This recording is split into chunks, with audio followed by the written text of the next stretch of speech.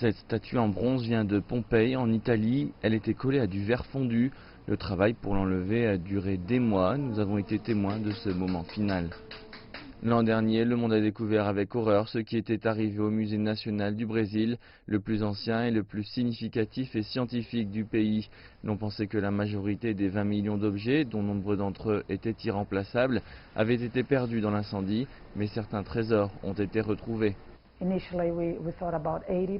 Au début, on pensait que 80% des collections étaient affectées.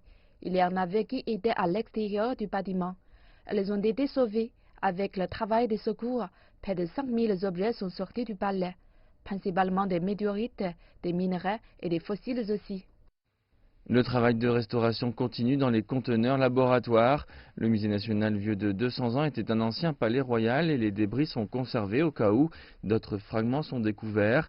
Une grande météorite reste un symbole d'espoir.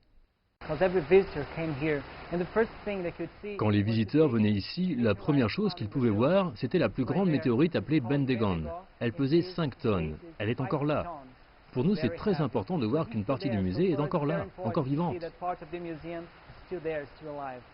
L'an dernier, les musées des 5 pays des BRICS, le Brésil, la Russie, l'Inde, la Chine et l'Afrique du Sud, ont fondé une alliance pour financer des expositions et protéger les objets. Le musée ici dit qu'il n'a pas reçu d'aide financière directe de l'alliance pour le moment, mais qu'il a fait des partenariats.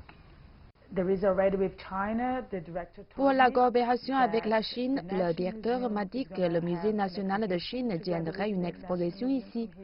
On travaille sur un accord pour cela. La société chinoise de paléontologie travaille avec notre directeur pour recevoir un échange de fossiles avec le musée national.